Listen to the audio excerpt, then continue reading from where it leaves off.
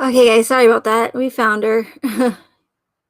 She's just a little kitten that she's tiny, so we wanted to make sure she was okay. Yeah, I'm back. Hey, Purple.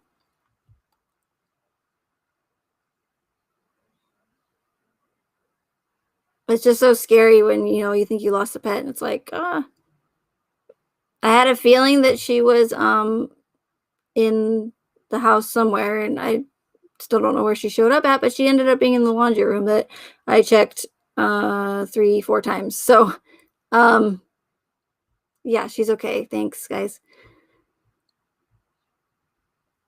Sorry about ending that in the middle of it.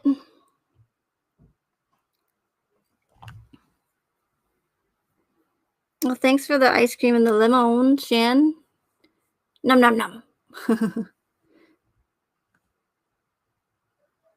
People on on YouTube are probably like, "What is Megan talking about? Why does she keep saying thanks for the ice cream and the diamonds and the lemons and the?"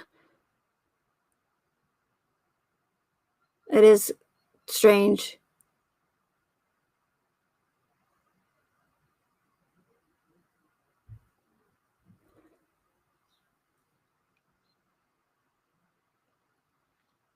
Hey, Tech, thank you for the ice cream and the lemon.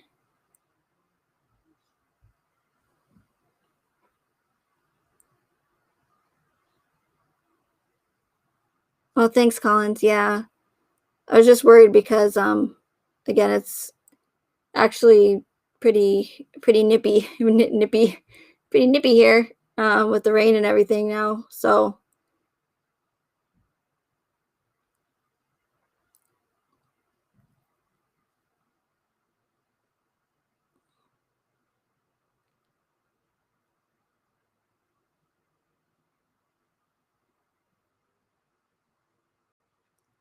oh wow, Jack, thank you for the Ninja Genie. That's so nice. Appreciate it.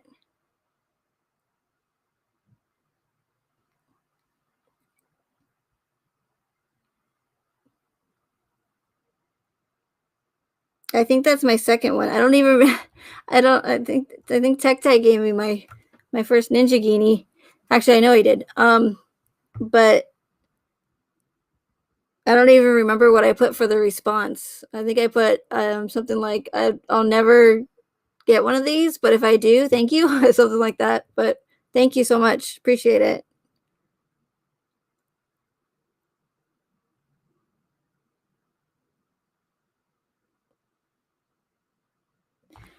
Okay, so getting back to what I was saying. What was I saying? Thank you everyone too for coming back and finding me. I'm sure we'll hear Buddy here shortly.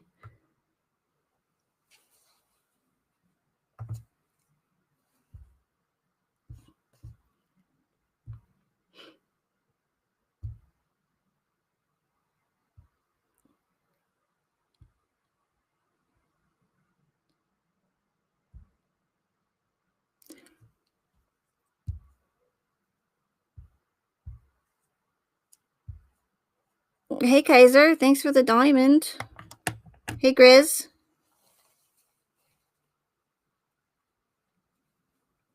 Oh, it's okay, Grizz. Appreciate it though. So, before I had to end the last live, I was talking about a specific somebody that was or is, now I just want to make clear that I'm not saying that this person is lying or that they have any ill intent. All I'm saying is if if you're going to go from channel to channel, um, and say that you have this inside source that told you this information that nobody else knows,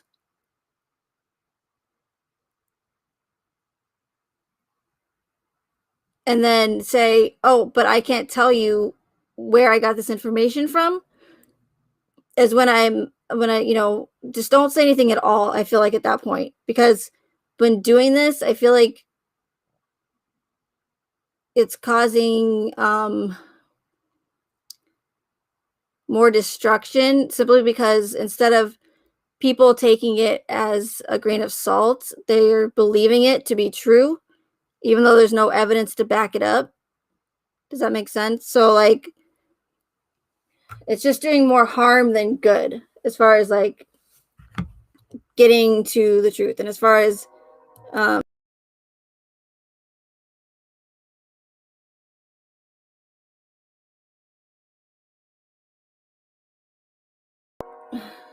people, oh my gosh, sorry.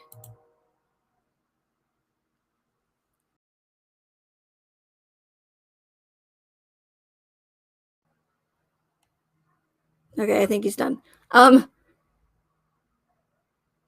So when you say, oh, well, I have this person that worked at Anadarko that told me that this, information that nobody else knows, like we're all theorizing, for the most part, because we don't have this, any inside sources or inside information, or we don't know anybody at Anadarko at the oil company that can give us this information, so I think that that's a difference between theorizing and then coming out and saying, I was told this, but I can't provide you any evidence to back that up. So again, not saying that this person is lying, but how do we know that the person that told this other person didn't lie to them? How do we know that they're credible? And how do we even know that the person that told us this is credible? We don't know. Again, I'm not saying that they're not, but I'm saying I think that we should be more cautious of what we believe or who we choose to believe. And until they can prove it otherwise, take it with a grain of salt, keep it in the back of your mind and think, okay, could it be possible? Yes. Could it be possible that this person might also have an agenda, or they might not have an agenda, but maybe they were lied to, or maybe the person that told them was lied to or heard. You see where I'm going with that? So yes, like Jack said, question everything. And I wanted to bring it up because that leads into the whole, think for yourself. Don't believe everything you hear thing. And and I'm not saying don't believe anyone ever, but again, take it with a grain of salt, and until it can be proven otherwise as factual, then don't just automatically believe that it's true. Because anybody could come out tomorrow and say a completely different story and say, I know the CEO of Anadarko, and he told me this and this and that. Just because they say that they know them, it doesn't make it true. And again, I can't stress enough that I'm not accusing anybody of lying. All I'm saying is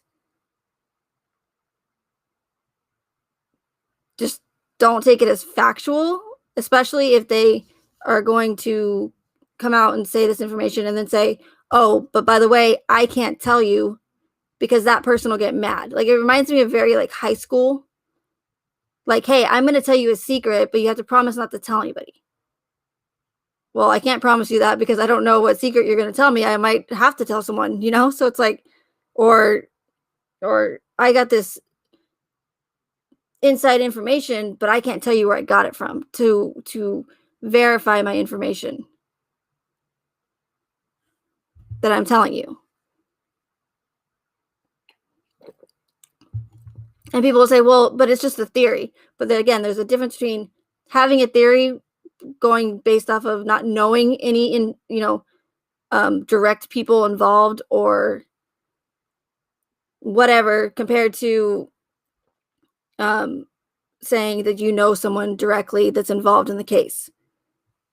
Now, this person was again on a live stream, and oh, thank you, Kaiser, for the ice creams and lemons as well. Appreciate it. I'm glad you're here. I'm glad you got the notification or finally, but appreciate it. So the channel creator was giving or asking this, individual questions. And, I saw in the chat people were getting mad or upset saying, why are you attacking this person? That's you don't have any right to attack them. They, you know, like, why are you treating them this way? But I don't take that as attacking, especially the way the channel creator was asking him questions. When someone comes out and says they have information like that, they should be able to either verify it, or to me, I feel like you should just not say anything at all. But if you're going to say something, be prepared to answer questions. And again, if you're not prepared or you can't answer questions, then you probably shouldn't have mentioned it in the first place, because with that evidence that you're coming out and saying that you have, we have every right to ask questions and make sure that what they're saying adds up, or is I don't know the word I'm looking for, but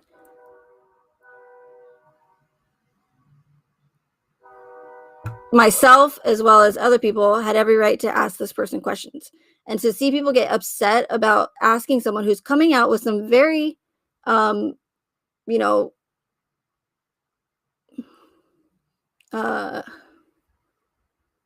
always lose my words when I come on lives, but if you're going to come out with information and say it's credible, or say that this person that told you is credible, or for any instance, like if you're going to come out and say, oh, I know Chris Watts, I talk to him all the time, but I can't show you the letters that I write or that he writes to me, or I don't want to answer any questions about how I know Chris Watts, then to me that's a red flag. Now, this person was very willing to answer questions, but again, that doesn't mean that they're credible. You know, that maybe they're just really good at answering questions. Not saying that their occupation has anything to do with that, but it probably helps. So it's scary to me personally when I see people in a chat room believe everything, and not just this person, but anybody, when they come in on someone's panel, start saying that they have this information that nobody else has, and people just believe it. They just 100%, I think he's credible. He sounds credible, so he must be telling the truth. When in factuality, that's not true at all. It could be the complete opposite. People need to ask questions, especially when people are coming out and saying that they have information that nobody else does. And it could be a complete, it could turn the case around completely. I just don't understand why people would come on and say, or speak out and say, I have this information, but I can't tell you where I got it from. To me, that's suspicious in itself. Why not wait until you're able to provide actual proof or evidence of where you got this information before you just come out and go from channel to channel and say, I have this information, but I can't tell you where I got it from. And then, I mean, I don't think they expect people to believe, but what's scary again is that people do just believe it because they sound credible or they can talk really well. Like myself, personally, I couldn't come out and just make up lies because obviously I'm, again, not that great of a speaker. But there are some people who can, talk their way out of anything, avoid questions, answer questions with another question. I'm just saying, there's people that are really good at being convincing. And again, one last time, not saying that this person is. I'm only making a point to say, to not believe everything you hear. Ask questions of these people who are coming out and saying that they have evidence or information that no one else has.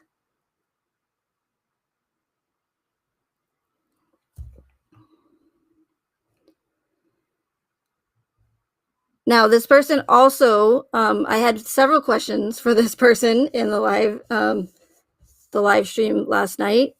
Some of them were asked, some of them were not. That's okay. I didn't expect the channel creator to get to all of my questions because I had several, which everybody should have as well. And she was asking all the questions that I wanted her to ask as well. And she said, look, I'm just asking questions that I myself want to know, and I'm sure others want to know, which was the right thing to do, in my opinion. So there's a point in the live where they said that, because I said, can you please ask him to repeat what this specific person that worked for Anadarko told, in case anybody else that's new or maybe hadn't heard it before, so you can let them know so they know what's going on as far as what they were told. So they did go over that again, and they say that it's a huge cover-up, which I agree. I think a lot of people would agree that there's something not right about this case. Several things. But they also said that a couple of, like Michael Rourke, the DA for Weld County in Colorado, and some of the other big wigs from the company from Anadarko met at some point after the alleged murders had taken place. They met into, I guess, I don't remember specifically that they said that Ken Buck was there. Ken Buck is, I guess, the governor now or something. Correct me if I'm wrong, Collins, or anybody else from Colorado or anybody else that knows. But that we should focus on Ken Buck because he's corrupt, and that Michael Rourke, the DA, and bigwigs from Anadarko met into a big conference room. This is what he was told by his insider or his, I don't know if it's a friend or whatever. I don't know, but met into this conference room, and word on the street is that Michael Rourke and the bigwig at Anadarko and Ken Buck all said, because they were all talking about the case, and said, this is done. We don't want you talking about the case anymore. Just forget about it. Don't talk about it outside of this room, or else, whatever they said. I don't know the contents of it exactly, but pretty much this case is off limits. Do not talk about it outside of this room again. Now, do I believe 100% that happened? No, because again, it's all hearsay, but they could have met in that room for anything. However, when he said that, it made sense to me because based off of my theory, it would make sense that the DA and the bigwig at Anadarko or whoever else was in that meeting room would tell whoever was in there to not talk about the case outside. Not because they're hiding anything, because it's cover up like most people think, but because the case was orchestrated. So stop talking about it. Nothing to see here. Move along. Again, that's just my theory. But when he did say that, I was kind of like, oh, now if that is true, let's say hypothetically, that is true that they all met, to me, it makes sense just based off of my theory.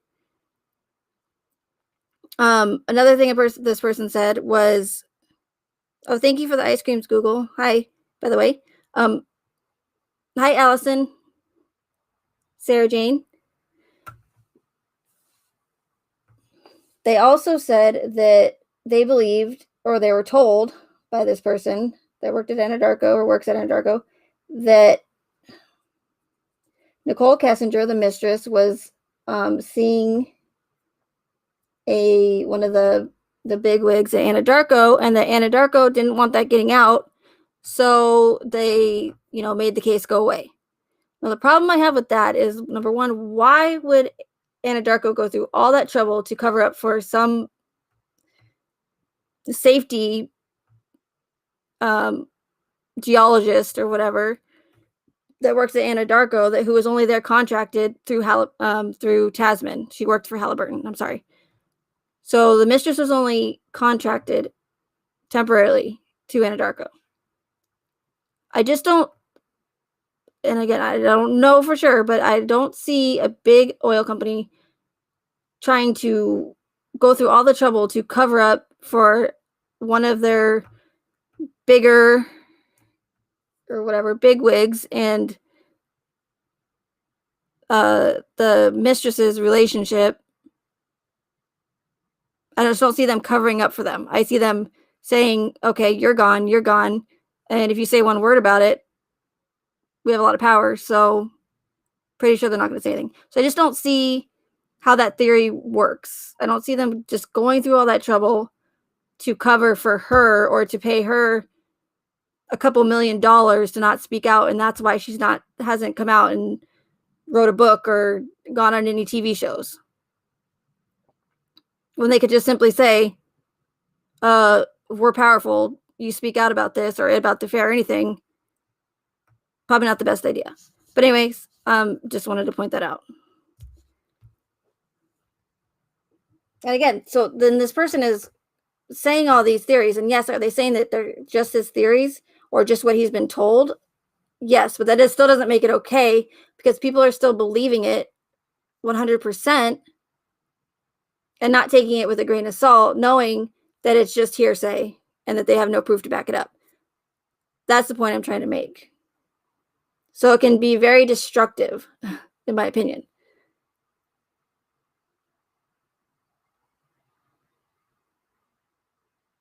Okay, so enough with that person. But just remember to, again, not believe everything you hear unless they can back it up. And just because they say it's a theory or just that they heard, it doesn't make it okay what they're doing by going around channel to channel to channel and saying this and pushing out this story. And now everyone is believing it. But then saying, oh, I can't tell you who told me because they'll get mad.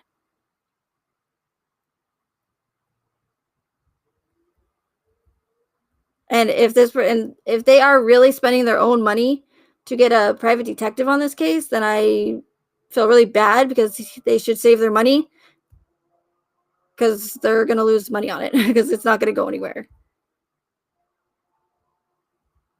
Now, if they really are wanting to get to the truth and that's what their sole purpose is, and I do appreciate that because I appreciate anybody who's trying to really get to the truth of this case. Now, if they have a different motive or an agenda, then that's when I'm not okay with it.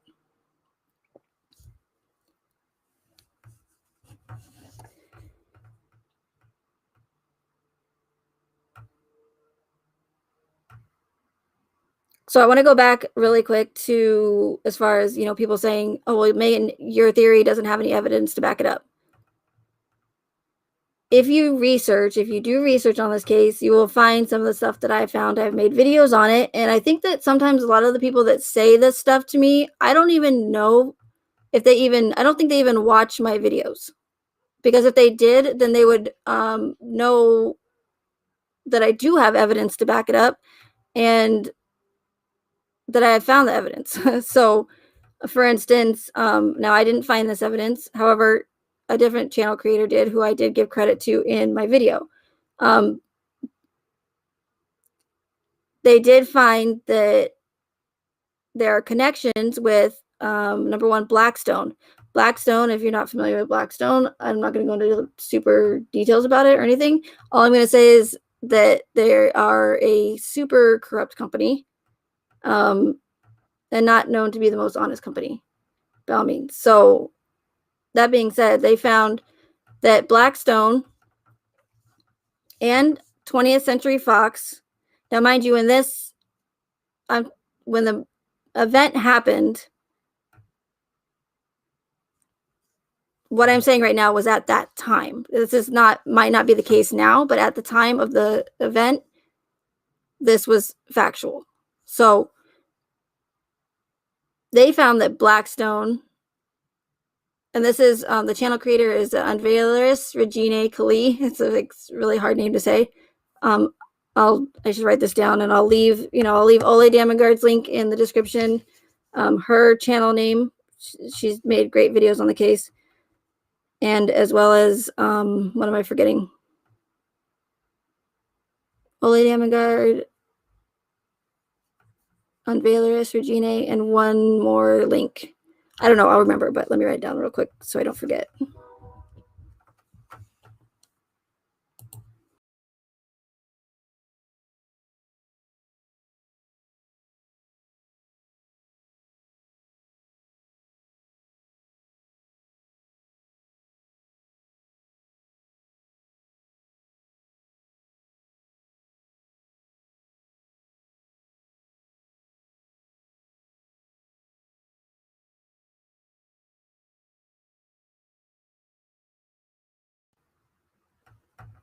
What do you mean, Jenny May?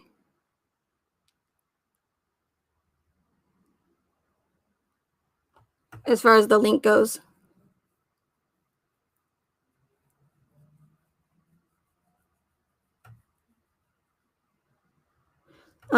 Okay, so yeah, so I'll put that in the description. So at the time of the event, Blackstone, as well as 20th Century Fox,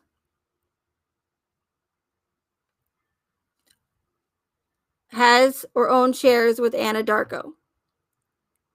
Okay. 20th Century, now could that just be a coincidence? People buy and sell stocks all the time, right? But when you see that Blackstone and 20th Century Fox both have shares with Anadarko, and that 20th Century Fox, if you don't know, is the company that owns the FX network. The FX network is also the channel that airs American Horror Story.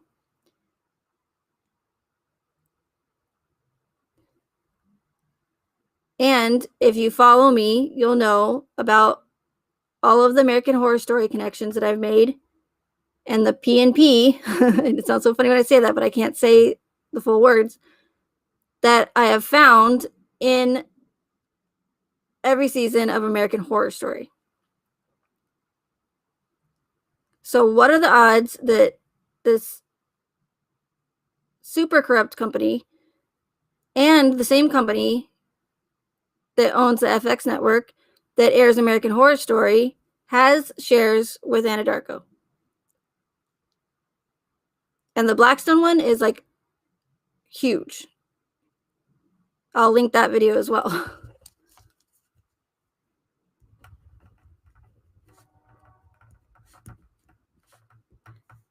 And not only that, but she also found that Blackstone owns Vivint. Vivint is the doorbell camera that the Watts had on their home that we're all familiar with. So we have the two links to these companies owning stocks in Anadarko, who is very well involved in this case, obviously.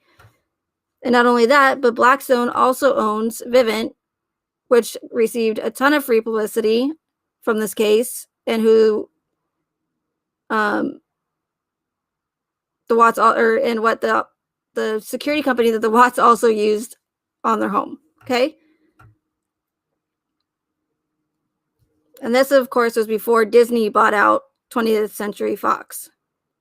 But again, so if you go look it up now, you're going to say, Megan, that's not who owns it. It's Disney. But Disney actually bought them out after the murders in 2019. But at the time of the event, this information is correct. So I just want to clarify that again.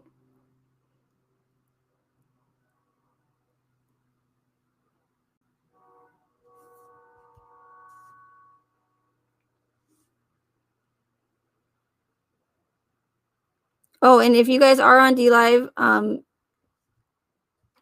please check out some other great channels that I have there in my About section, and follow them because they're really great. They all cover different topics and they're awesome. So we got to support each other for sure. And I think some links are being dropped in the chat right now as well. So please check them out.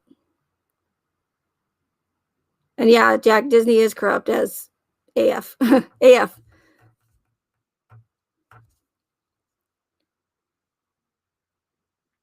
So I wanted to bring that up again because, I mean, not again.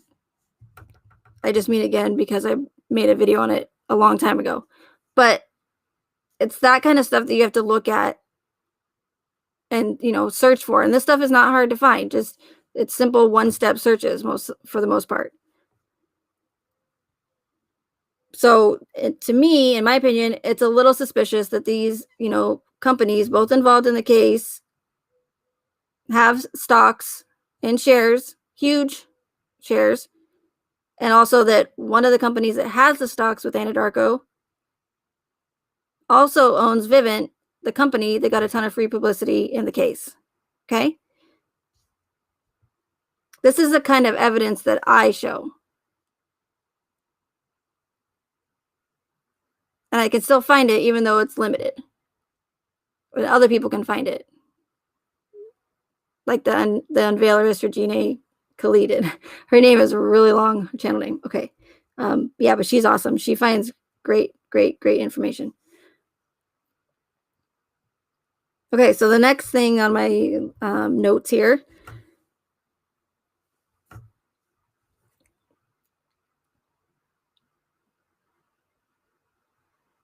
Well, that's okay. So let me go skip that one and we'll keep with well, I guess it's all Anadarko here. Sorry, I'm just talking to myself now.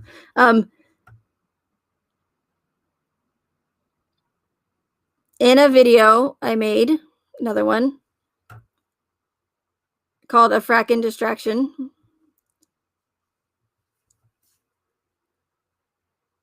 I talk about, or I show how in 2012 there was a conference, an oil conference, in Houston. Now, one of the anti-frackers, a journalist, paid to get into the conference, secretly recorded these bigwigs talking about how they use military psyop tactics on citizens and anti-frackers in order to sway their opinions about oil fracking. One in particular was Matt Carmichael, who worked for Eternal Affairs. He tells the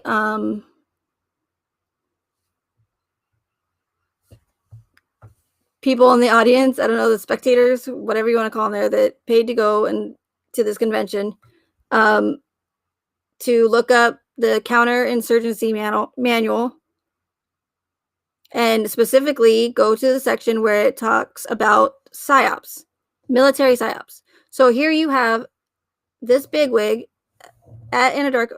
And 2012, just so you guys know, seems to be an important year for all of this. Hi, Alicia. You know, the Watts moved to Colorado in 2012.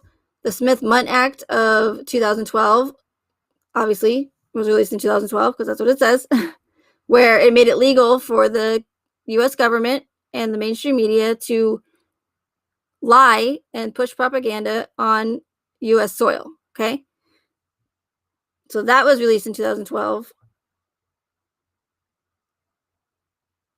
I think American Horror Story, the first season, came out in 2011, but Watts moved to Colorado 2012. This Matt Carmichael and a few others have this conference talking about using military psyop tactics on U.S. citizens in order to sway their opinions against oil frackers.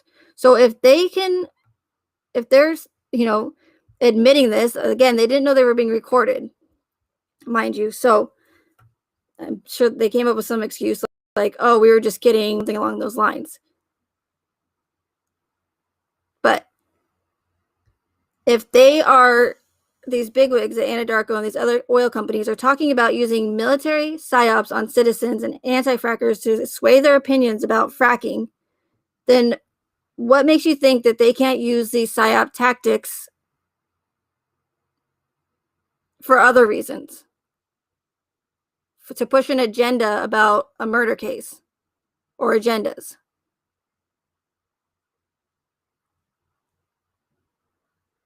And Colorado, you guys, is a hot spot for this military psyop stuff.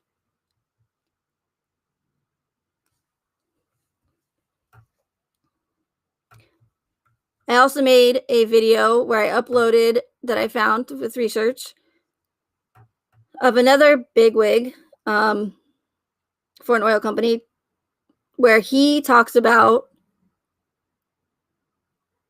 a software, computer software that they have that can actually collect personal information on social media. So, your YouTube, your Facebook, your Twitter, whatever, any social media platforms, this software can actually collect personal data of their royalty owners and their potential stakeholders or their stakeholders in order to sway their opinions.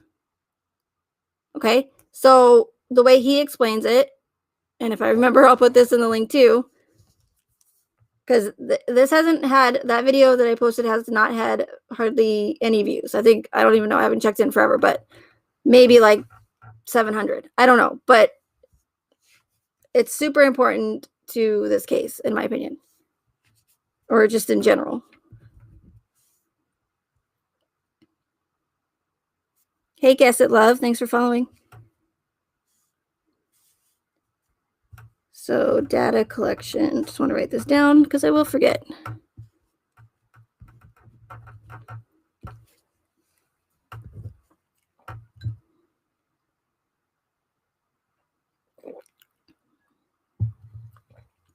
Okay, so at this conference, like I was saying, they have a software that collects personal data. So the way he describes it in his presentation is they essentially will get any information they can, any bit of information. So and not just from the actual royalty owners and stakeholders, from their families, from their families, from their family friends, not families, but so anywhere from, for example, what their favorite color is, what they eat for dinner, what their favorite sports team is, what if they're Republican or Democrat, if they, what it just, you name it, what their dogs' names are, any bit of information that they can get on these people, personal information, in order to sway their opinions and essentially manipulate them into, swaying one way or the other, or, you get what I'm saying, which to me personally is frightening. So if they can have a software that literally, this guy was talking about collecting data, like data collecting of people, you guys, okay? People, us, personal information. So when, the next time you're in a live chat and you're talking about whatever, your issues with your marriage, with your family, with your daughter, health issues, whatever, just remember what I'm saying right now, because again, Big Brother is always listening. And then I've told people this before and they said, I don't care. I'll just say whatever I want on social media. I don't care if they're listening. And that's fine. That's completely fine. But if you do not want anyone else outside of that chat room or wherever you're at talking about this personal information, like I see so many people just talk about the most personal stuff in their lives in these chat rooms. And to me, that's crazy, but some people don't care. But if you don't want anybody knowing this information, then I would recommend not saying anything that you don't want anyone outside of that chat room or in the chat room to know. Because if this software can essentially collect all this data, we're talking about, again, data collecting of people, not data collecting of a robot or of another computer software system or something, like literally personal information in order to sway opinions.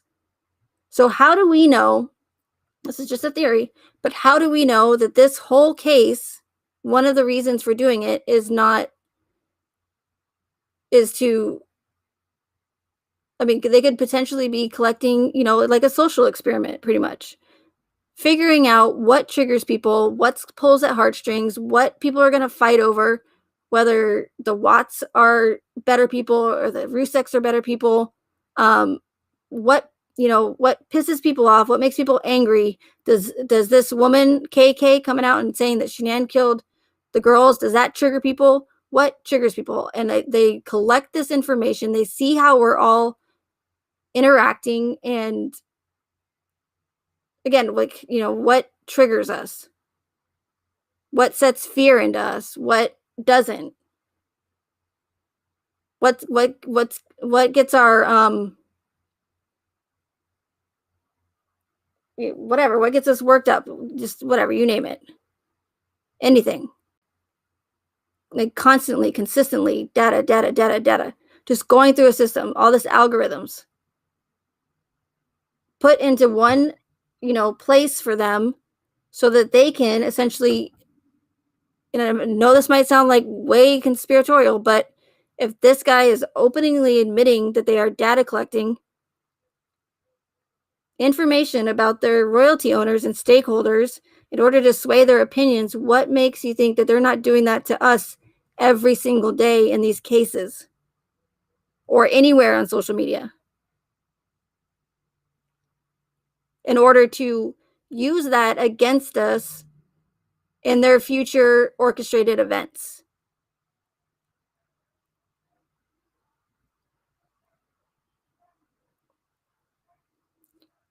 It's just something to think about. But to me, it's frightening knowing that this one software, they have the ability to literally just say that they're and call it data collecting of humans, of real people. And people not realizing that just by saying my favorite color is blue, or, or I'm a Republican, or I'm a Democrat, or I like jalapenos on my nachos, and I don't like pineapple on my pizza. Like, I mean, anything that they can use against us in the future, they will. Okay. So I recommend that you go, and again, I'll put it in the description. I recommend you go and listen to that video of that guy speaking about this data collecting. And then again, maybe question the next time. And again, talking about pizza toppings might seem insignificant, but they will use it potentially against us in the future. So I hope that made sense. Hi, Octavia.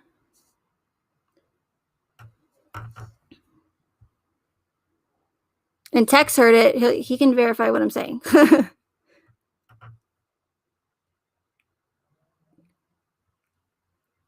Because he played it on his live stream. So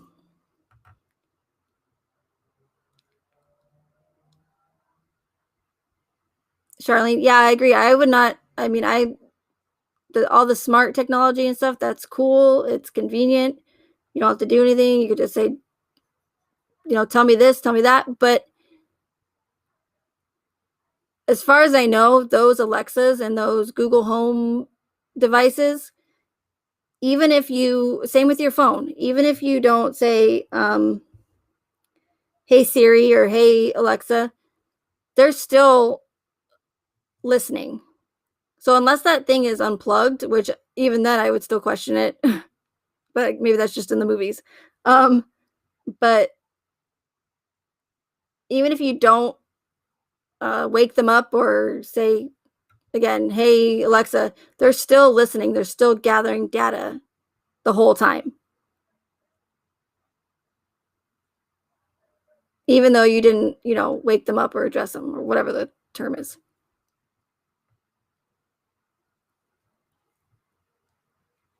And again, yeah, it's convenient, but it's pretty much like a legal way for them to spy on us, in my opinion, because we're the ones buying them and putting them in our homes. So what are we going to say? Oh, you were spying on us? But they're going to say, well, you bought it and you put it in your home. How's that our fault? So yes, that's a great point. I would be very suspicious of those. And that's, I do have smart TVs, but I don't have the Alexa built in them for that reason. Oh, thank you, TechTie. Appreciate it. TechTie dropped the link in the chat if you guys want to check it out for the data collecting of humans. It's very nice.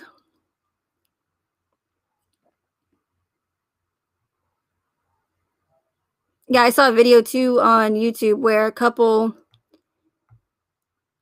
tested out the whole Facebook thing.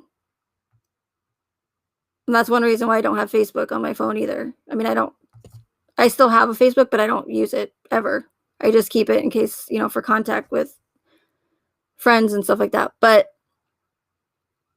one, I don't have it on my phone because it has a ton of megabytes, and two, because they're always listening. So a couple on YouTube of a video I watched, they tested it out because people were saying that they thought Facebook was still listening even though the app wasn't opened or you weren't using it. So what they did was for a couple days, they kept having random conversations about cat food. So they'd be like, "Oh, honey, we were out of cat food. We should go get cat food, or let's try this type of cat food for our cat because they don't like it because it's gross or whatever." And then, so after a couple days with the app not open, right, just on their phone, they opened up Facebook, and sure as shit, one of the advertisements that popped up was a advertisement or commercial for cat food. Could it be a coincidence? Sure. But I will tell you that there's been several times on YouTube how I know that they're listening, where I've had a random conversation with someone, and I think that the YouTube app was open, but still, I mentioned something about Alice in Wonderland, I think. I don't remember what it was about, but all I did, I think I literally said one sentence about it. I don't think I've ever looked up Alice in Wonderland, anything to have to do with Alice in Wonderland on YouTube. And if I did, it was not even in this year or in the past couple of years. So I mentioned to the person something about Alice in Wonderland, Alice in Wonderland, and I think it was maybe an hour later, I get in my recommended videos a video related to Alice in Wonderland. Another time, I noticed I was commenting back and forth on one of my videos, Watts videos, and it wasn't even around Christmas time. I don't know why, but I just remember the exact context. But I mentioned to this person in my comment section, I said, "You've never seen Home Alone?" I said, "Did you not have a childhood?" Because they mentioned something about not ever seeing the movie Home Alone. So I said, "That's crazy. I can't believe you've never seen Home Alone." And again, hour later, boom, right in my video, recommended videos, there's a video related to Home Alone. Not even during Christmas time, so there's no Home Alone Christmas videos popping up. I didn't search for it in YouTube. All I did was make one comment to someone in one of my Watts video comment sections. One time, I just said, "I can't believe you've never seen Home Alone." That was it. So what are the odds that I get 2 recommendations after I mention those 2 things? And there's another time as well, but I can't remember exactly what it was.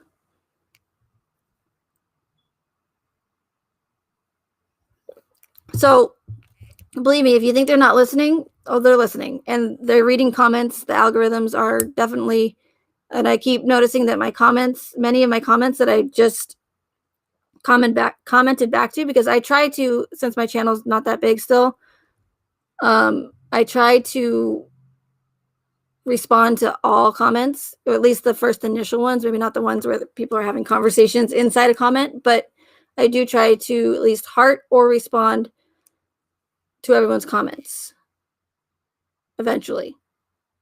So I've noticed where, since I don't have so many comments, I can remember most of them and which ones I've commented to yet or already and haven't. So I've noticed going back that not only are some deleted, but they're also not hearted anymore. Or there's no heart next to it. Hearted. There's no heart next to it. And I always heart the comments, even if they're rude, so that I know that I checked them and I've seen it, because I don't get all my notifications. And so that the other, or the person who commented, knows that I've seen it by giving them a heart. That's just my tactic. Okay, so off track there, moving on.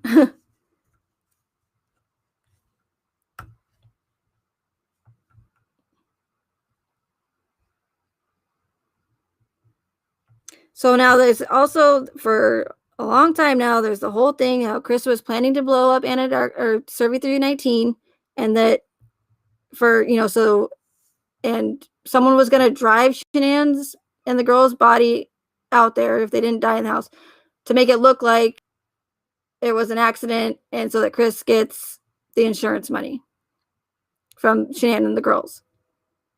I don't know a whole lot about insurance policy stuff. I did read Zurich's accidental death injury policy that Chris had with Anadarko. And if people are basing that off as far as like Chris's, Anadarko and Zurich's accidental injury death policy, Chris is the only one that is covered under that because he's the policyholder, and that's it.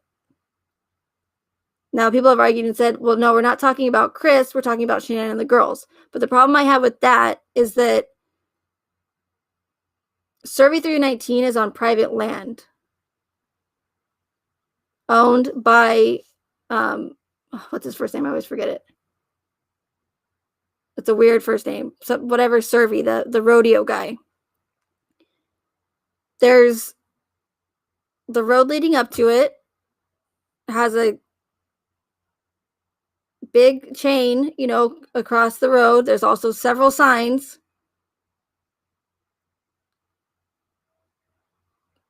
that tell anybody that, that's there, that it's private property.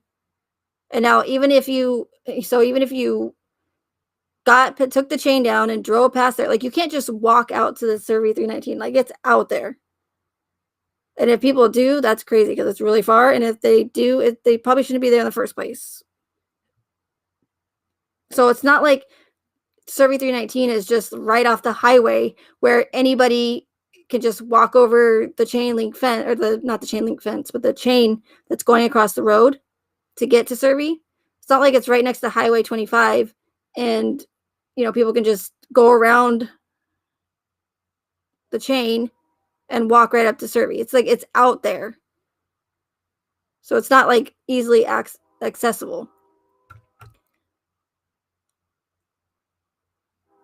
But the problem I have with the whole, number one, with Chris blowing up Survey 319, if you remember on Nate's camera, Chris clearly is holding a gas can where he puts it in the truck, takes it out, goes around, takes it out, and then puts it back in. Like, he clearly shows a gas can on Nate's security camera.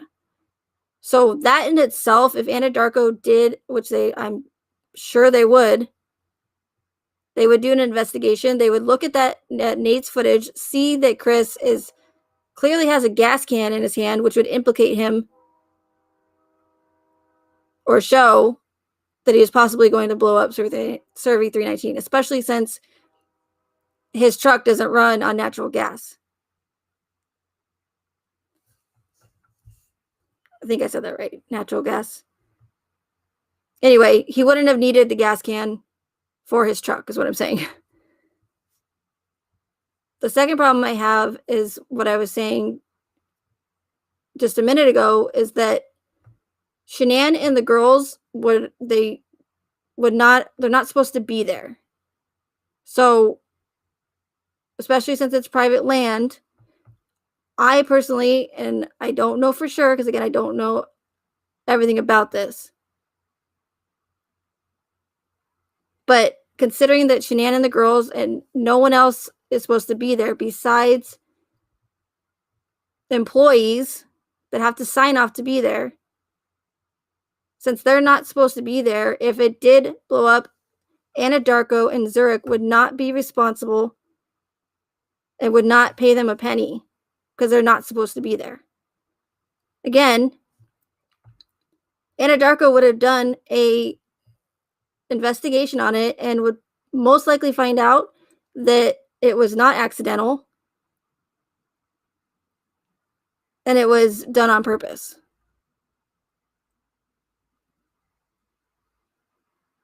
And correct me if I'm misunderstanding something about that, but private property, not supposed to be there. And I think that, Zurich and Anadarko are very well aware of that and know the whole ins and outs of what they're responsible for and what they're not in case something like that does happen. And I think that they're pretty set on that and make sure that that wouldn't happen, knowing that people will probably think to do that and get, a bunch of insurance money from doing that. I think that they would know, like, oh, thanks, Kaiser. Thanks for the other diamond. Appreciate it.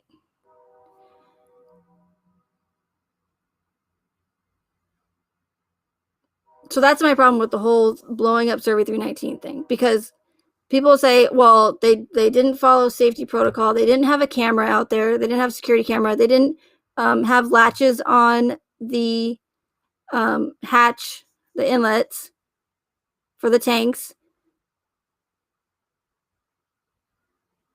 And I'm not exactly sure, but I wouldn't think that they would need to, being that it is private property. And if anybody would sue them, it would be Survey, the owner.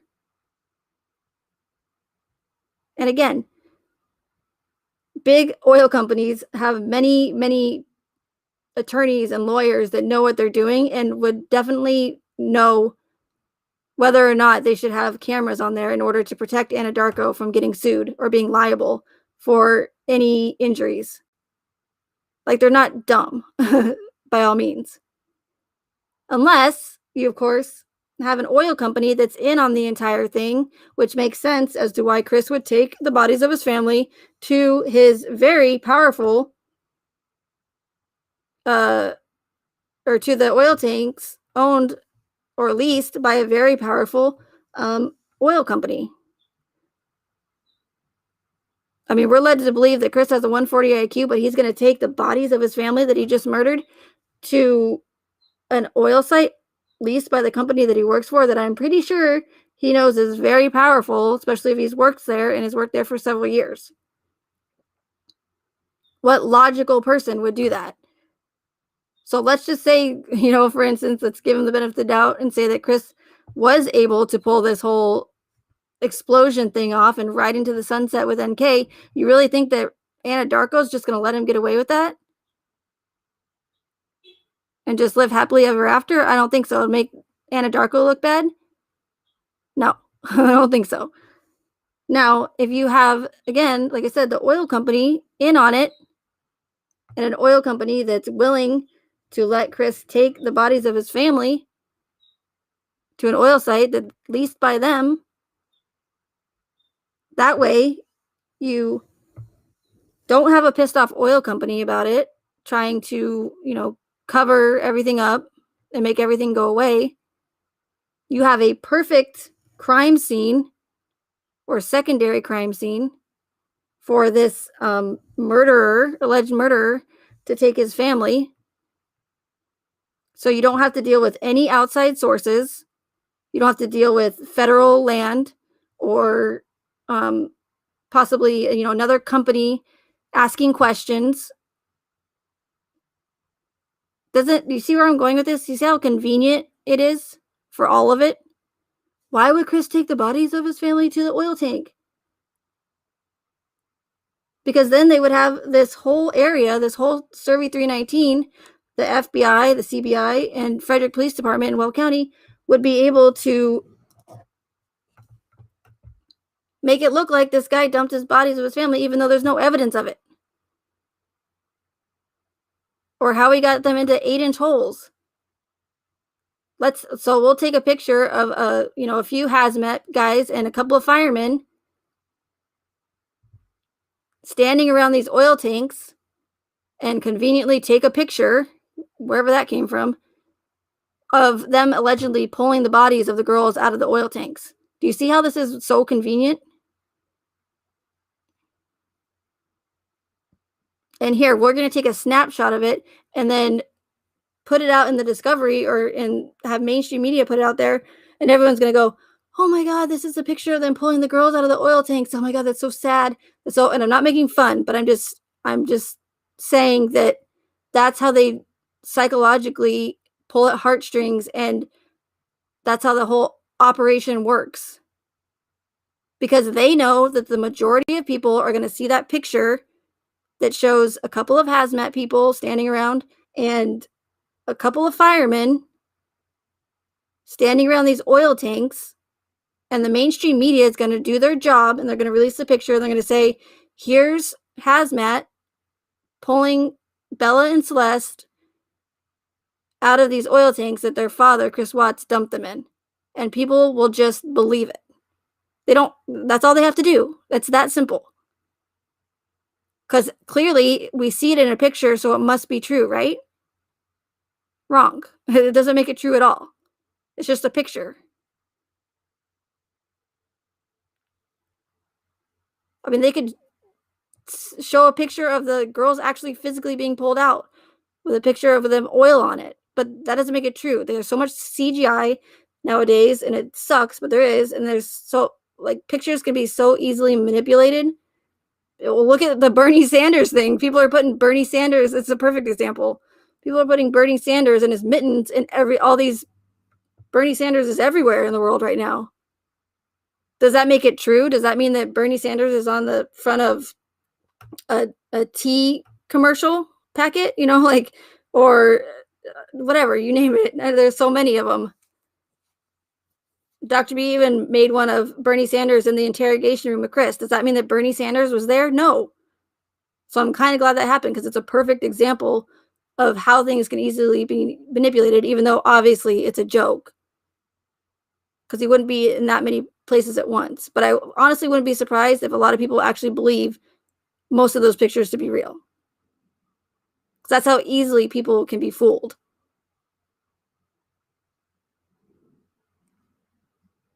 But my point is, you can see how easily that, again, things can be manipulated. So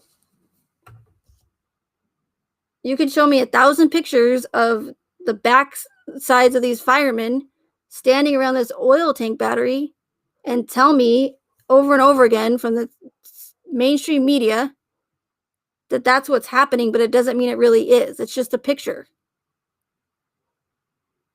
You could tell me that all day long. It doesn't make it true. But if you say that it's not really happening and that picture is falsified, or that it's trying to perceive something that it's not, then you're a crazy person, and how dare you even question those firefighters and those hazmat people and say, how you don't know that they probably have PTSD from pulling the girls out. But we don't know that. You don't know that. You're just assuming that they do. Because in your head, you're thinking, oh, that's terrible. No, of course it's terrible. Of course it's horrible and horrific if you think that that's really happening, that these poor innocent girls are being pulled out of oil tank batteries.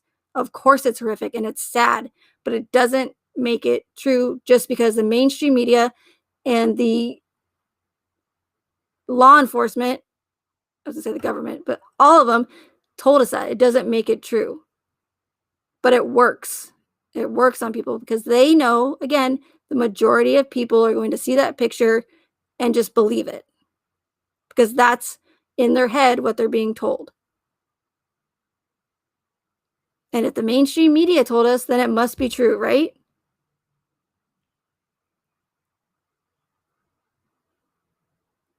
No. Wrong. Wrongo. Now, am I saying that those firemen and the hazmat guys, that are they 100% a part of it, and they were just pulling out nobody and they're just in on it?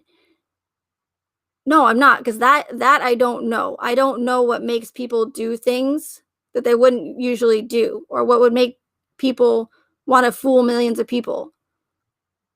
You have to realize that there can be many scenarios for why people involved in these kind of orchestrated events or situations would do the things they do. And that's when it falls into the whole victim thing. The willing, the knowing and willing, the unwilling, unknowing, the willing, unknowing. There's like several different types of victims. For instance, people will say, there's no way that that so many people could be in on this. It's impossible. Someone would speak up. There would be a whistleblower, but they don't know that. They're just assuming that. They don't ever think to consider that maybe there could be other reasons for why people don't speak up. Maybe they were threatened. Maybe they were paid a lot of money.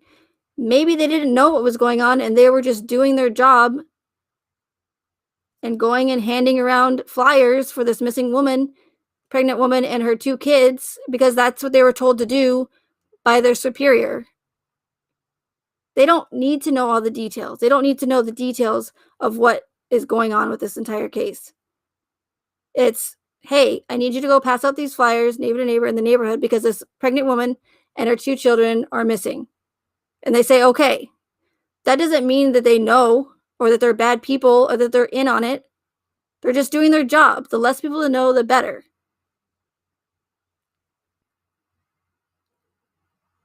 Or maybe there's several people in law enforcement that know the truth about the case, but put yourself in their shoes. Do you think that they're really going to want to speak out and be mocked by their fellow coworkers, and be called a conspiracy theorist and mocked like every other person that speaks out does? Or maybe they're scared they're going to get fired if they speak up about it. They don't want to lose their job. That doesn't make them 100% terrible person, because they have family to support and they have to put food on the table and pay their bills and they like their job, whatever. Like, so when certain people tell me that it would be impossible, it's completely possible, and they don't think about all the different scenarios. They just think, no way someone would speak out. They don't ever put themselves in that person's shoes and go, wait, actually, I don't know if I would speak out or be a whistleblower, because I wouldn't want to lose my job, that I've been at for 10, 15 years, that I worked hard to get to my position. How am I going to find another job if I, quit or something? And then they all look at me terrible at the other police unit or whatever. You see what I'm saying? So another possibility could be, maybe they were told that what they were doing was good for, or was going to be beneficial to society. Maybe they were forced to do it and said, if you don't do it, you'll lose your job. And if you speak out, you won't get your 401k. I don't know. I don't know what or why these certain individuals play a part in it. The ones that do know about it anyways, I don't know why, but there could be several reasons why, and why people wouldn't speak out. So I think that's really important to keep talking about that, because even though it's repetitive, because I'm sure if you guys follow me, you've heard me say that before, but It's one of those things I hear all the time. Not everyone has to be in the know to make these operations work. And the less, the better. Because that means it's less likely for people to speak out and less likely for anyone to screw things up. And they know that. So really, it's only going to be a close-knit group of people that know 100% what's going on.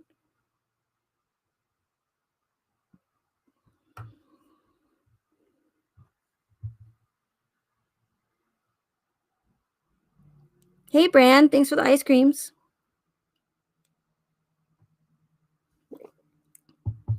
And I know a lot of people will say, well, they should do the right thing and they should speak out. But again, it's hard unless you're really in that situation. And until then, I don't think that people should necessarily say that this is what they would do and not do until they are in that position. Or at least before saying something like, oh, it can never happen, at least try to put yourself in their shoes before instantly saying, no way, they'd speak out.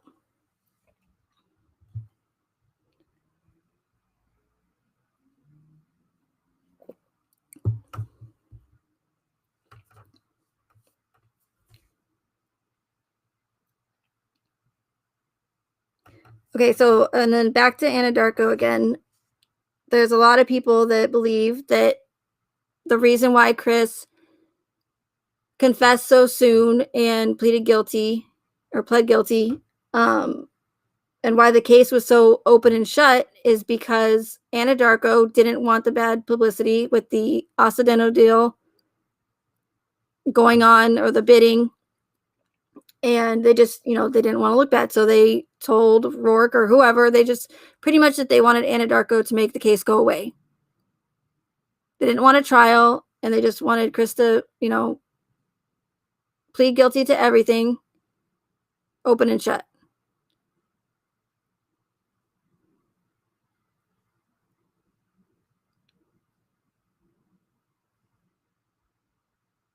But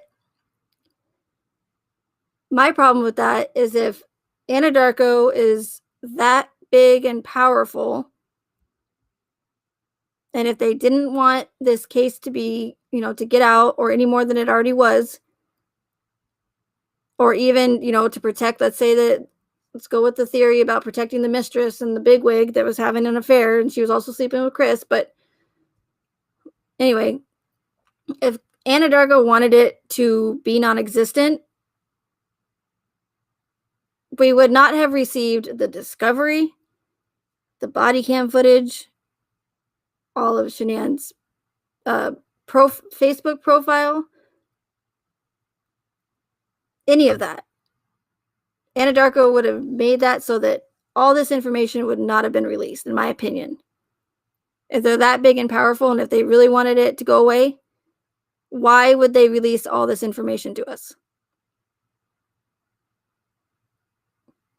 And continue on with these, like I said, shenanigans with Chris talking about other channel creators and don't watch this channel creator and KK and like these people would not be doing and making a mockery of this case right now if Anadarko wanted this open and shut and gone. They released this information, the amount of it that they did, the discovery, the, again, body cam footage, everything with this case, they released it because it's all a part of the psychological aspect of it. To get into our heads, to manipulate us, to pull at heartstrings, to distract us, to you name it. It's all presented to us for a reason and to push an agenda. It's not because they're trying to be transparent. It's not because the mainstream media made a big fuss about it and said that we want to see, because you don't just release some of the information and then not the rest of it. No, they only release what they want us to see, what pushes their narrative, and just enough to push their agenda and the psychological aspect of all of it.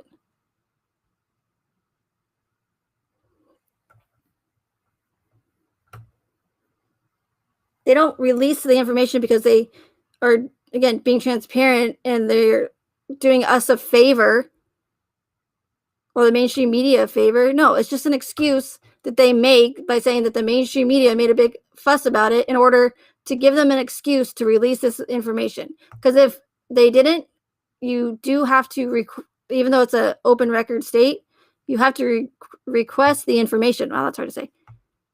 In order to get any information on a case. And even then, for smaller cases, it's super hard to get them to give you the information. They give you the runaround. They make it so difficult that most people just give up unless you really, really know what you're talking about and do your research about what you have to do in order to get information from these people who make it very difficult to get the information which they say they're transparent about and that it's an open record state. They're not open record state. They're full of shit. Because all they ever say is, it's not deemed safe for the public or whatever it is.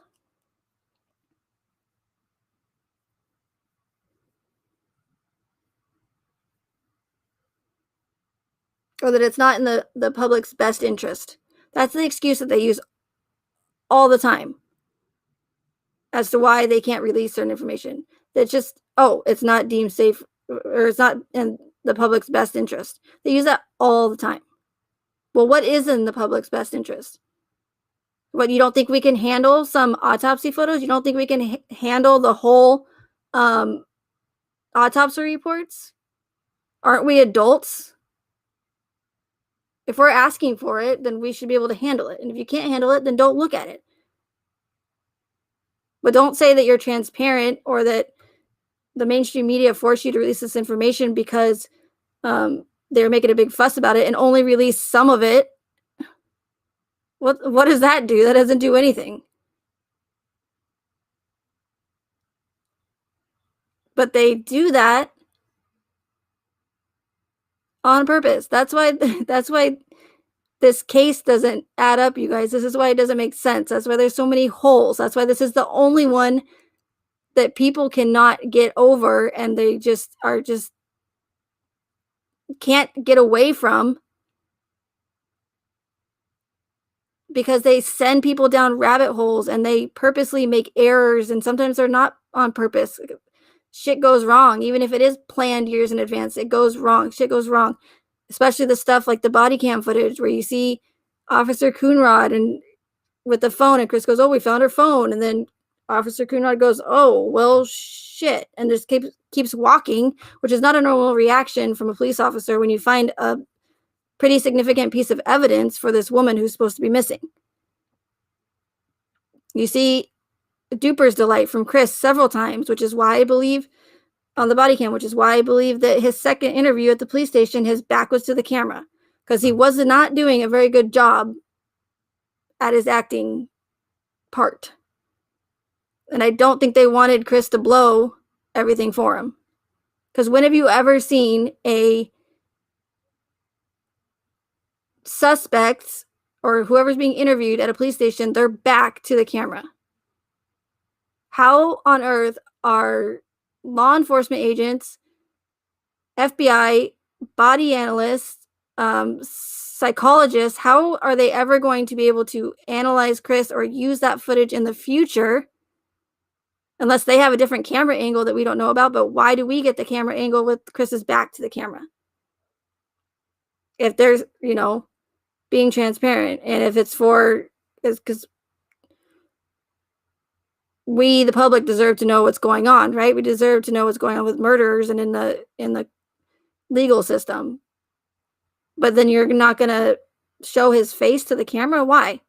So we can't analyze it? So he doesn't mess up and start laughing when he's supposed to be admitting to killing his entire family?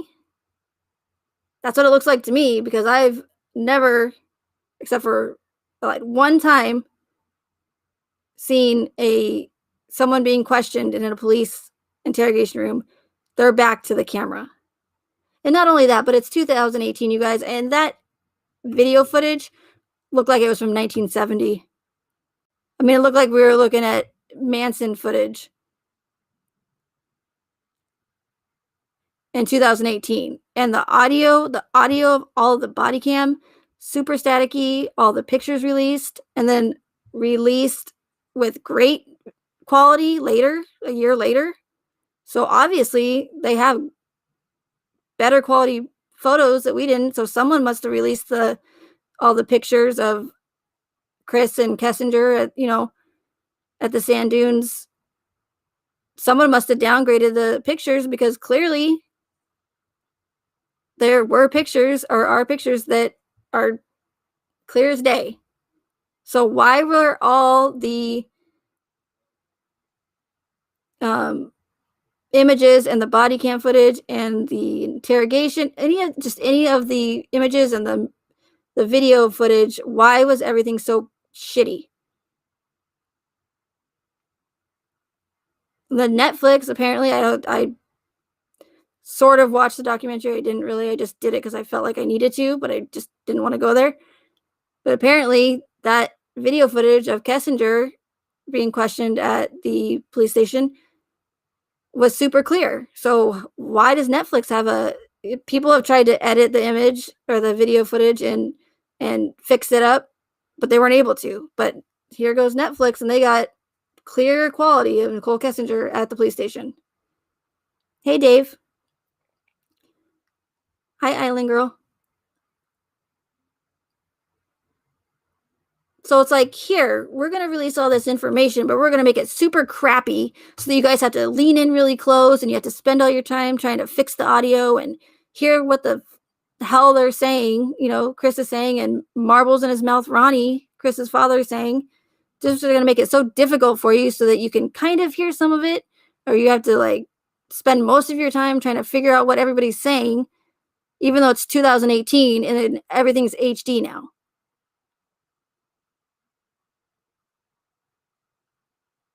So they do that on purpose.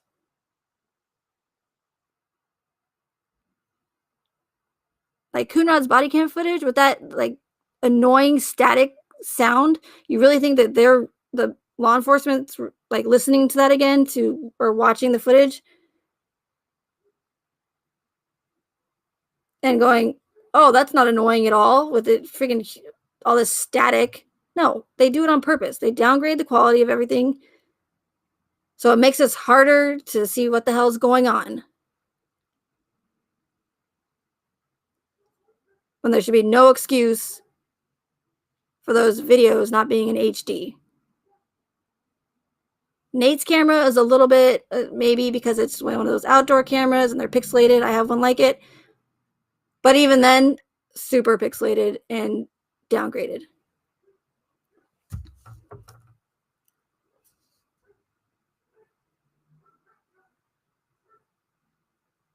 So, if you guys are on the fence about what I'm saying and about my theory,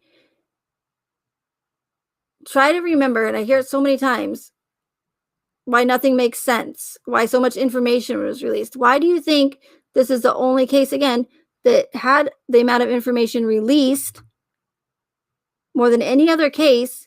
And not only that, but how come we have all this information released, but there's more questions than answers than in other cases where we didn't have all this information released? How does that make sense? Well, bye, Jack. Thanks for coming. So how does that make sense? All this information, but we have so many questions and not nearly enough answers. And why so many people are hooked on this case, they can't get over it. They don't understand why they're so infatuated with it. It's because it's done on purpose that way, you guys. Those are the kind of questions you need to ask yourselves. Why so much information released on this case? Yeah, is it horrific? Is the story horrific? Or do people want justice? Do people want to find out what happened to them? Yeah, and they know that, people are going to want to do that and find the answers. It's done on purpose. That's why they leave out stuff. They put out enough information to push the agenda so that the mainstream media can push the agenda for the majority of people in the world who are not in the true crime community, who will hear what the mainstream media says, read a news article, and say, wow, that's really sad. I can't believe that happened. What a horrific case. And then they're never going to think about it again. They're going to go on their merry way, but it's still going to be in the back of their mind forever, that case, because of the horrificness of it.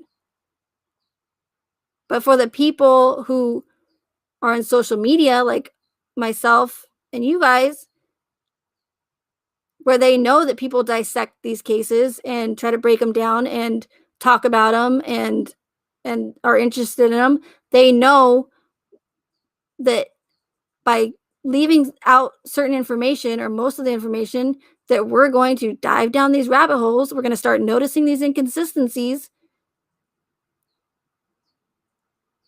and bury our heads in the discovery.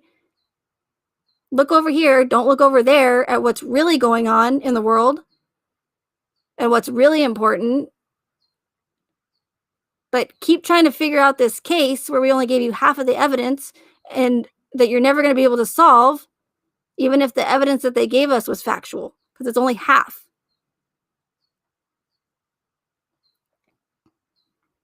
Because they know that eventually, like everybody did, they're going to start noticing inconsistencies, and then they're going to have their plants. They're going to have their channel creators that I'm sure are put there on purpose to put out some factual information, but then they're going to be there to put out a lot of disinformation to misdirect people and get them further away from the truth.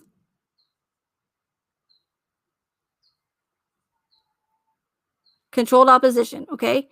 Put out some facts here and there, get people say, oh yeah, I think the case is still going to be open. I think it's still open. I think they're still investigating, and then throw out some crazy wild theories with no evidence to back it up in order to keep people interested in the case, in order to have other people in the know keep making all this money, documentaries, Netflix,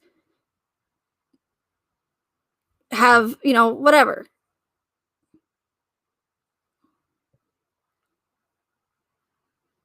Or channels like KK, where she's literally accusing a victim, okay, a victim of murdering her children. But her channel is still up. She has almost 10,000 subscribers now. She's not only misleading many people, but she's also getting a lot of people worked up, furious, pissed off that this woman is accusing an innocent victim of murdering her children. And yet that's okay. She's still going strong. She's not hiding that she's, maybe at first she was kind of careful about it, but now I hear that she's making fun of Frank Rusek for, that's supposed to be an alleged victim as well. But her channel is still going strong. She hasn't been shut down for accusing an innocent woman of murdering her children. But I am not allowed to say or question whether or not a horrific event is fabricated at all. And, a tragic event that has many holes in the narrative, many inconsistencies. But if I dare say that, because it says it right in their community guidelines, you cannot question the authenticity of a tragic event, even though it has many holes in the narrative and inconsistencies. But hey, it's okay for this woman to pop up out of nowhere, even if she was around in the background on the Facebook channels or whatever, come out of nowhere and immediately start accusing a victim of murdering her children. That's okay with YouTube. That's okay. But if I dare question the authenticity of a case, I risk my channel getting shut down. Please tell me how that makes sense. And I'm not trying to ignore the chat. I'm sorry. I was good at it at the beginning, but I keep glancing and saying hi to people as I see them come in. Hi, Mr. Share. Thanks for being here.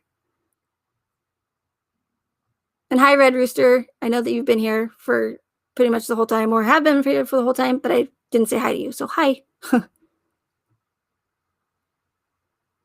So if someone can please tell me how that makes sense, that would be great, because I don't understand how it's hate speech to question or ask questions about things that don't add up in a case that is supposed to be transparent and open and shut. This is what it is. Why is that so against the rules? But accusing a murder victim of murdering her children, or any other person involved in the case of being an accomplice or possibly doing all of the murders, is okay. And yet she is just 3 lives a day on other channels, 3, 4, 5, 6 hours long, just pushing her narrative, pissing people off, getting people worked up, making accusations, you know, these other people that are mocking the victims. You can't tell me that that they don't have some sort of that you don't think they have some sort of agenda. Bye, Google. Thanks for coming. Or YouTube really needs to check themselves, because, or work on their, yeah, YouTube, I said it. I don't care if you're listening. They need to update their community guidelines, because to me personally, I don't think it's okay to accuse, see, Buddy agrees, to accuse a murder victim of killing her children. It's one thing to talk about it and to theorize about it, but to literally, but even then, like, if it's such a bad thing, then YouTube, why isn't it in their guidelines? The only one that's under hate speech is what I'm trying to tell you guys, what I'm trying to show you guys, what I'm trying to show you the truth about this case, so that people are not falling to becoming a victim of these lies. But they're making it very difficult for me. And for anyone else that sees what's going on, they're making it difficult for them. Because when they do speak up, they get ridiculed and they get called crazy, and how dare you. I mean, granted, there are people saying the same thing about, KK, but there's also people that are just believing it and saying, "Oh yeah, maybe she really did." And it's possible that she very well could have. Women do murder their children in real life scenarios. But this isn't real life. This is a reality show put on for us on the world stage for us all to see, and we all got front row seats. This is going on 2 seasons now. How many more seasons is this reality show going to go on, you guys? It's going to keep going season after season, as long as people keep believing the lies and as long as people keep watching. If we stop watching, the show will get canceled. I know that's cheesy, but it's, if you look at it like that, then, because that's what they're doing. It's turned into a reality show. And it's, she said this, he said that. I'm pro Watts. I'm pro Rusek. It's causing division. It's causing people to fight over 2 families that they don't even know. We don't know anything about the Watts or the Ruseks besides what the mainstream media and law enforcement has told us about that family and what they have said. I get it. They're saying that they're victims. But do you not think that that's a way to make it so anybody that says, come on, it's been 2 years now. Like, I get it, you're a victim, but how long is it? Are you going to keep pushing or playing the victim card? Or just because you're a victim, it doesn't make it okay, like I said in my last live, to go and make fun of people who have been a victim or victim of something at one point in their lives. That's completely hypocritical. And to claim themselves as being victims and then turn around and do the exact same thing that they're complaining about people doing allegedly to them is ridiculous. But they're doing it, in my opinion, to cause division, because their first attempts at taking away our free speech failed. Okay? So, like I said in my last live, when Frank Rusek stood in front of the Watts home and said, we have been, we try to stay off social media, but we can't because people keep sending us this stuff and we keep getting threats. We keep getting death threats. People are talking bad about Shanann, about a murder victim, but there's no evidence of that. I've never seen any evidence of that, especially the death threats. Since when do murder victims get death threats? Unless someone out there is stirring up or giving a reason to hate the Ruseks or to hate families of a murder victim, then maybe. But I still have not seen any evidence that the Ruseks have received death threats. So when Frank Rusek stands in front of the Watts house and says that they're getting all these terrible things happening to them, and he says, Facebook isn't doing it. We've contacted Facebook, we've contacted Google, we've contacted Twitter about this issue, but to no avail, Frank Rusek says. So when I see him doing that and he's going after these big wig social media platforms and saying they're not doing anything about it, like calling out, it's like reverse psychology, I think. I don't know, but some sort of psychological bullshit. So Frank Rusek is like blaming these bigwig social media platforms, right? Because they're not doing anything about it, from them complaining straight to them. So what they want, and why he stood in front of the Watts home, is for us to watch that and go, that's ridiculous, Google and Twitter and Facebook. I can't believe you wouldn't.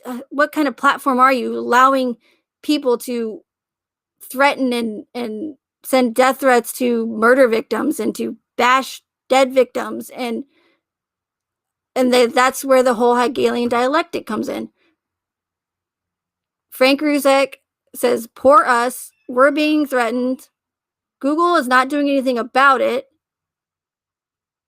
So something needs to be done, right? So that's where they expect all of us to get outraged and start making a fuss about Google and these major platforms not doing anything about it. So we're turning to them for a solution, not knowing that they are the ones that actually created the problem in the first place, essentially asking for our rights to get taken away, asking for our freedom of speech to get taken away. Because Google and Twitter and Facebook are not doing anything about it. So they expect the public to get outraged and ask and demand that something be done, and boom, in comes the solution. And that's taking away our free speech off of social media.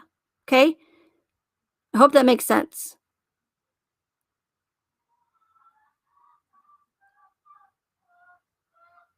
And it's crazy because we actually begging, and we end up begging for our rights to our own rights to get taken away, not knowing what we're doing at the time. A lot of the public thinks that they're doing something good by demanding that something be done, but in reality, they're just making everything worse for us. And the fact that we're actually asking for them to get taken away is crazy. But it works. The Hegelian dialectic problem reaction solution works. They've been using it for years now. And not just with true crime, with, other events. You name it. Think of where we, demanded something be done and we got one of our rights taken away. There's probably the Hegelian dialectic involved there. So and I know I talked about this last time, but it's so important, super, super important for what's going on, in my opinion. So when that didn't work, that's when you see the Ruseks engaging on social media, something that I would pretty sure that a therapist or victim advocate would probably say that it's not the best thing to go and engage in go onto social media and engage in other social media channels or channel creators and become moderators and fight with these people and cause division. It's not something that you would see normally see from a murder victim's family.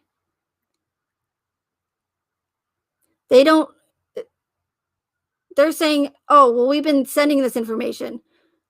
Okay, and I get that, but do you really think that intentionally going onto social media on purpose and searching out these channel creators who are talking about the case, do you really think that's a good idea?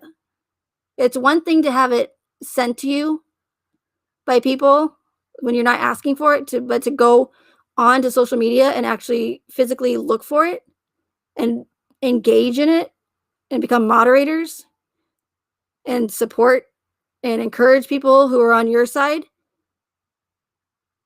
and ridicule and mock and make fun of people that aren't and cause division. Do you think that's really what victims should be doing?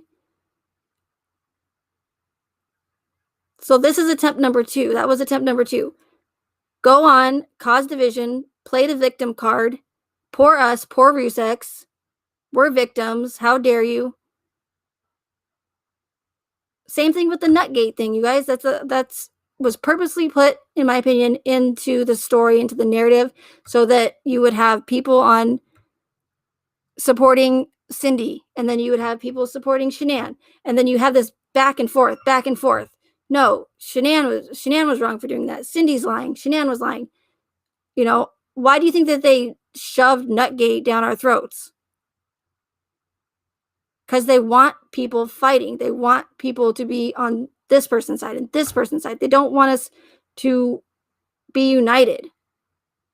And that's how it causes drama. That's how it causes a distraction from what's really going on that's important in the world, that they're passing a law underneath our nose or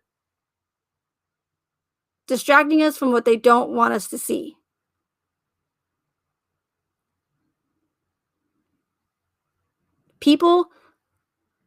So many people fighting about, was Shanann this person? Was she this person? Was Cindy Watts this person? Is she a good person? She doesn't mention her grandbabies. Like, it's so, in my opinion, I'm sorry, but it's so petty because there's so many more important things going on in this world that we need to be debating about, not whether or not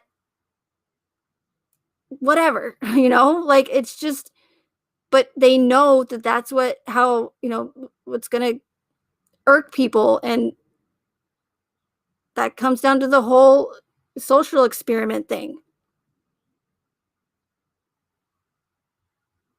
Like, if you think about it, like, the Nutgate thing is so ridiculous. It's so, like, but it's just Nutgate, left and right. They just literally jam that whole Nutgate stupid story down our throats. Like razor blades on the table. I mean, come on. And whether or not Shanann was lying about the razor blades on the table, or whether or not there was really nuts in the ice cream, does that really, when it comes down to it, does it really matter? Does it really matter? To me, all it comes down to is a woman and her mother-in-law fighting like, normal people do in real life. It doesn't figuring out whether or not there's really razor blades on the table or peanuts in the damn ice cream or pecans or whatever doesn't it's not going to help solve the case. It's irrelevant in my opinion. And 2 years later, people are still talking about the stupid Nutgate thing and it drives me crazy. Drives me crazy. But again, if you think about it, that's why they consistently were talking about the Nutgate over and over and over again. Because they know that people were going to argue about it and people were going to take sides. And that's why nobody knows what really happened. Even the people that were there don't know what really happened.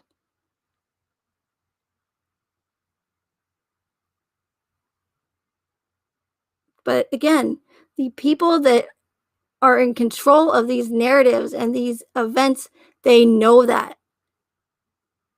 And someone brought up last time, oh, you think they're just like super psychological mind warping people? Yeah, they are. They're that good because they're constantly watching us and they know again what is going to trigger people. And I know sometimes I sound repetitive, but it's I don't know how like much clearer I can like say it.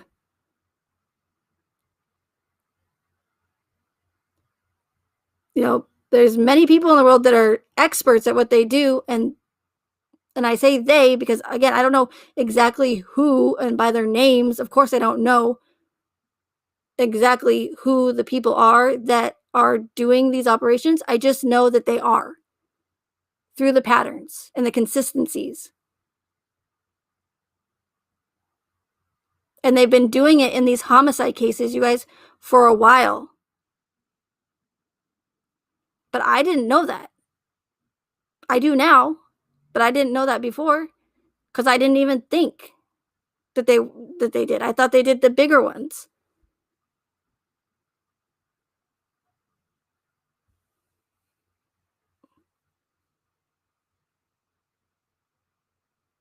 So attempt number 2 was the Ruseks stirring the pot, getting everybody worked up, divided, pro Ruseks, pro Watts, pro Shanann, pro Chris, whatever. When it all comes down to it, why are we fighting about 2 families that we don't even know? And I'm sorry, but just because someone calls themselves a victim, it doesn't make them victims. And just because the mainstream media and law enforcement and the official narrative tells us that these families, the Watts and the Ruseks, are victims, it doesn't mean it's true. And I know that's hard to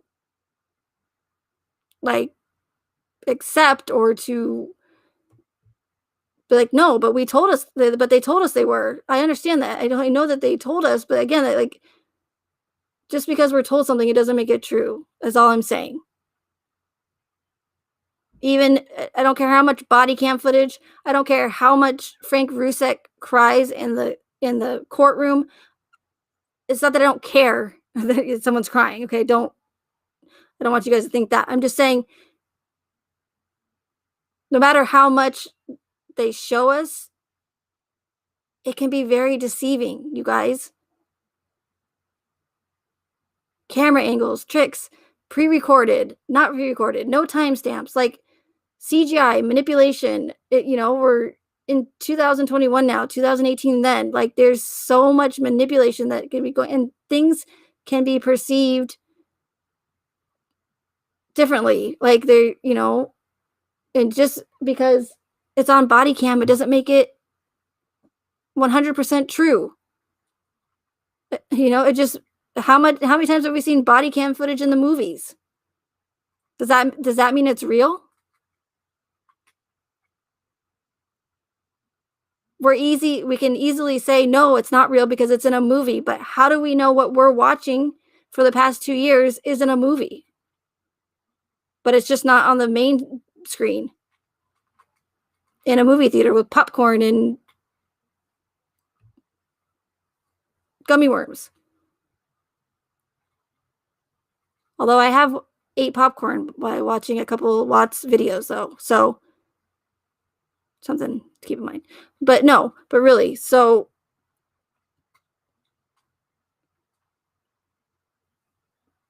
that's just what I'm trying to like make you guys see is that yes, even though we do see it on TV and they did provide all this information and it's written out in almost 2,000 pages, I get that. And yes, it does make everything seem very, very real. But in the end, it doesn't make it true. And you have to try and decide or figure out, what is real and what's not, if any of it is.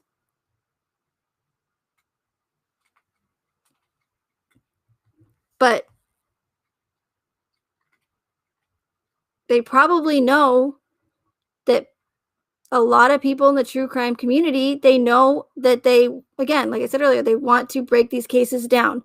They know that people go to the true crime community and follow true crime because it's something they enjoy doing. It's their hobby or whatever. They find it very interesting. Whatever part of it, whether it be all of it or some of it. They know this and they know, even though the true crime community is probably small compared to the entire social media community out there, it's still a rather big chunk of people. I mean, look at all the views that these Watts videos are getting.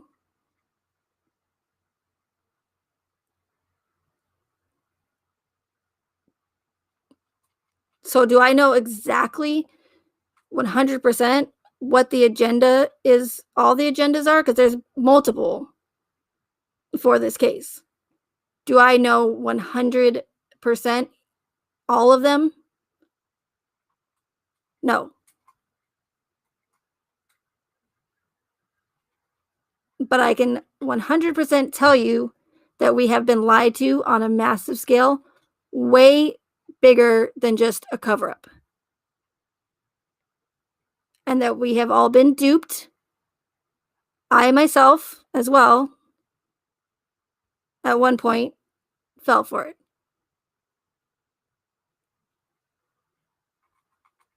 And as long as we just keep believing it and not asking questions and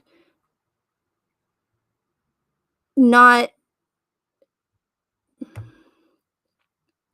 looking out for these patterns or just not realizing that everything is not what it seems, as long as people keep believing these lies and these events, they're just going to keep, they're going to happen no matter what.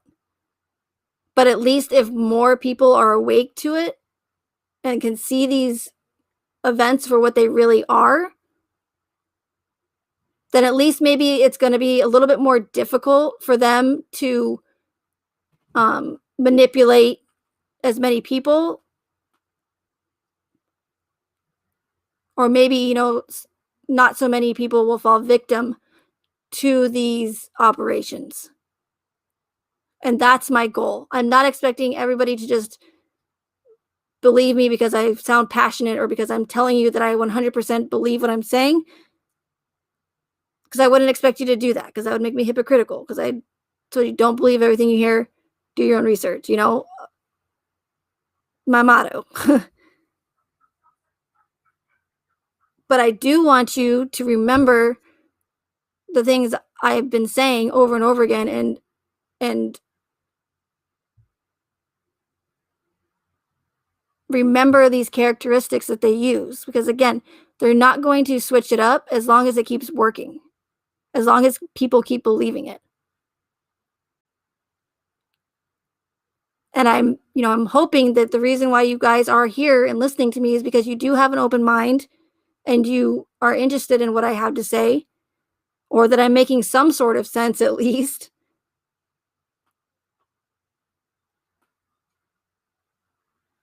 And all I want you to do is just take in and remember what I'm saying so that you guys can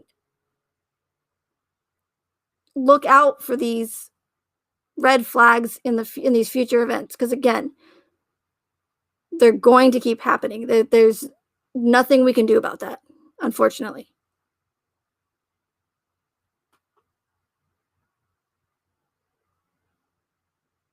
But at least if I can wake some people up, knowing, and hopefully, and know that at least one of you weren't, victim to another one of these events, to me, it was worth it. Because again, if we don't wake up, we're going to not have any of our rights left. There's going to be no true crime. There's going to be you're going to have your mainstream media videos, but you're not going to be allowed to discuss, certain aspects of the case. You're not going to be able to question the inconsistencies. So essentially, there's not going to be any true crime community left, because you're not going to be allowed to even voice your opinions about anything at the rate we're going. Because if I can't even question holes in a narrative and in the authenticity of something, that's just the beginning. I mean, they've already censored all the other, or pretty much censored the conspiracy channels that talk about all these other inconsistencies and other events. So now they're probably moving into true crime, because they don't want anybody like myself speaking out.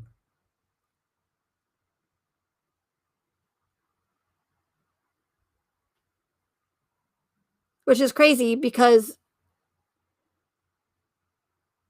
for the majority of people, we're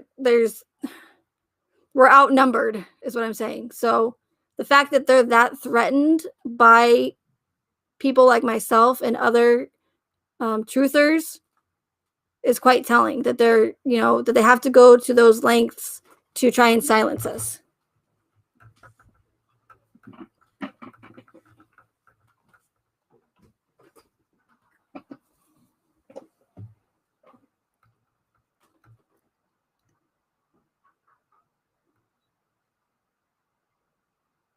So there was like a couple more things like on my notes here,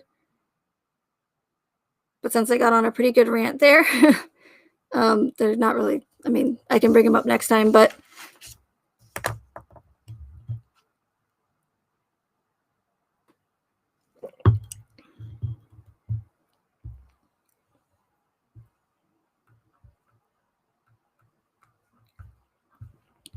I'll just look at the chat here really quick.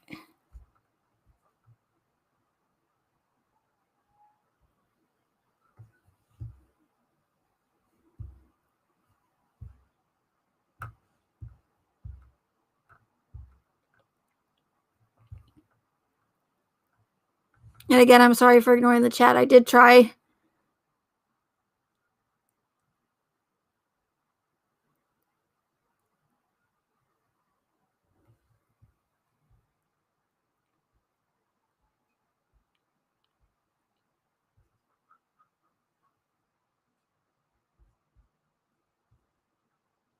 But, like, I was just thinking about it yesterday, that I don't even hardly, I mean, I do go into some other live chats and stuff, mainly because I'm a moderator, because I was volunteered to be a moderator for a few channels, and I want to be able to, support other channels and help them out when I can. I'm by all means not a moderator. That's not my forte. But again, I do like to be there to support these other channels, even though, I have a completely different theory than them. To me, that's not important. It's everyone, or for the most part, or for the most people, or for whatever I'm trying to say, most people are trying to find the truth about this case. So whether or not we have different opinions, we're all vying for the same outcome. And so when I am on another channel creators in their not moderating for, but just in their live stream in the chat, and when I've mentioned my theory and I get immediately called out on it and say, "Well, I'm sorry, we don't agree with your theory, but um that's just ridiculous." You know, coming from a channel that I supported for since the beginning, and not only that, but hardly ever mentioned my theory just because I didn't want to be disrespectful, even though I shouldn't care about that. I should be able to voice my opinion, voice my theory, whether I'm a channel creator or not. But I still wanted to be somewhat respectful. But then the minute I even dare mention my theory, I'm immediately attacked, and that's ridiculous, you know, and just completely, you know, shunned.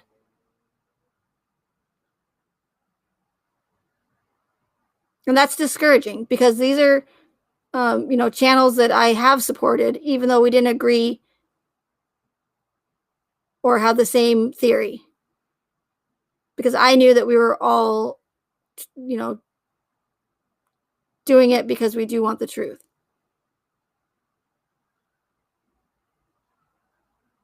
But man, the minute I mention my theory, people, they just don't want to go there. They don't want to know that they've been, I guess, to me, trying to, you know, for the past 2 years, trying to solve a case, and for me to come out and say it was all for nothing.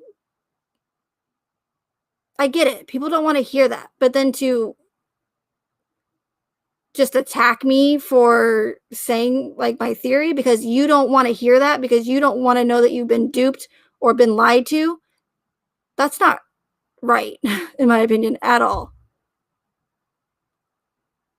And again, nobody wants to know that they've been duped. Nobody wants to know that they've been lied to. Nobody wants to know that they've spent the last 2 years of their life trying to solve a case that might not possibly be what they expected it to be. I get that. But then to be treated that way after I, you know, have always been supportive, always have tried to be respectful to other creators, to even the families who my theory does not shine a very good light on at all.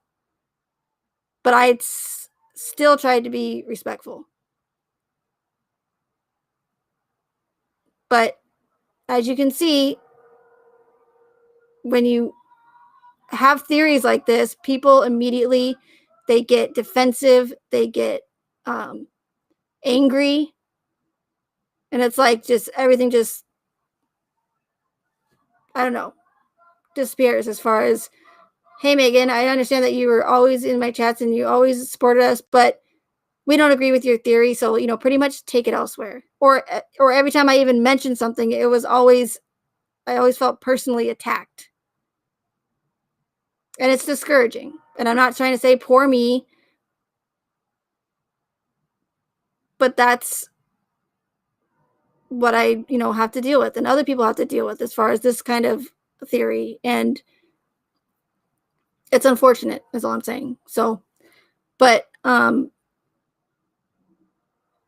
thank you all for being here, and my moderators, if I do have any. I tried to pay attention to the chat, I really did. And I'm sorry I had to end the first one, but there was a kitty emergency, but she's okay. And I think I did pretty good on this live as far as not having to speak in code, and I might have got a little bit carried away. We'll see. But again, I am going to try and do more live streams because it is important to me. And even though I do get discouraged and I sometimes just want to like just say forget it, um, it's too important to me. So I'm going to keep doing this until they silence me.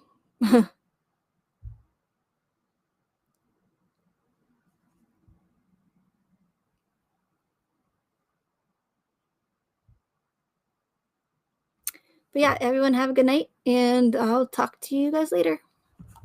Bye.